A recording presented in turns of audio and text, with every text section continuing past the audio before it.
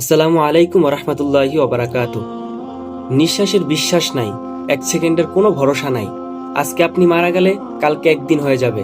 আপনার পরিবার, বন্ধু বান্ধব, স্বজন, আত্মীয় স্বজন সবাই আপনার জন্য বেশি হইলে 3 দিন কানবে, 4 দিন কানবে, কিংবা 1 মাস কান্নাকাটি করবে। তারপর শেষ, সব কিছুই শেষ। কিসের এত বড়াই আপনার? কিসের এত অহংকার? কিসের এত দেমাগ? কিসের আপনার টাকার অহংকার? কিসের আপনার বাড়ির অহংকার?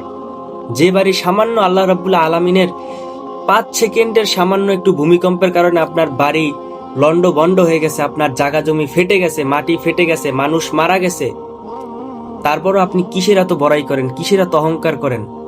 কালকে এত বড় ভূমিকম্প হলো, সারা বাংলাদেশ কেঁপে উঠলো, আপনি সেটা দেখলেন নিজ চোখে, তারপরও কি আপনার অহংকার থাকে মনের ভিতরে?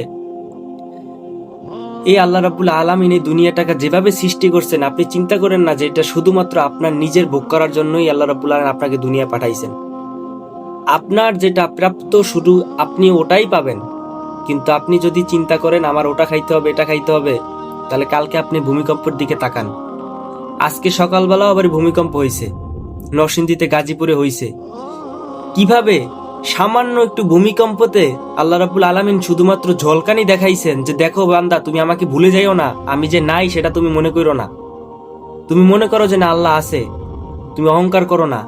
দেখো, তোমার এই কোটি টাকার বাড়ি, তোমার এই কোটি টাকার রাজপ্রাসাদ, এই কোটি টাকার জায়গা জমি, যায় সম্পত্তি, তোমার অহংকার, আমি শুধুমাত্র সেকেন্ডের ভিতরে সবকিছু শেষ করে দিতে পারি, কিন্তু সেটা বান্দা আমি করি না।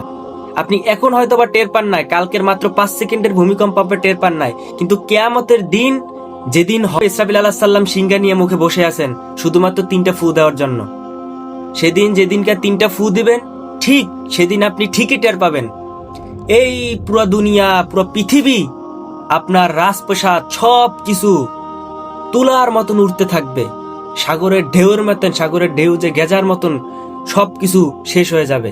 তখন আপনি ঠিকই টের পাবেন। এখন আপনি টের না পেলেও, আপনি এত বড় ভূমিকম্পর পরও কি আল্লাহকে আপনি ভয় পান না? আপনি কি আল্লাহকে বিশ্বাস করেন না? আপনি আল্লাহর উপর এখনো ঈমান আনেন নাই? আপনি ব্যর্থ। আল্লাহ রাব্বুল আলামিন আমাদের একটার পর একটা বিপদ দিয়ে যাচ্ছেন, ভূমিকম্প দিচ্ছেন, মহামারী দিচ্ছেন, এবং আরো বিভিন্ন আমাদের অসুখ বিসুখ দিচ্ছেন, এত কিছু দিচ্ছেন। শুধুমাত্র আল্লাহ রাব্বুল আলামিন আমাদেরকে সতর্ক করতেছেন যে দেখো, তোমাদের এই বিশাল বাড়ি গাড়ি সম্পত্তি সবকিছু আমি মাত্র 5 সেকেন্ডের সামান্য একটু ভূমিকম্পেতে সবকিছু লড়াই ফেলেছি, সামান্য পৃথিবী পুরো লড়াই ফেলছি আমি। কিন্তু তুমি এটা দেখার পরেও কি এত অহংকার করো?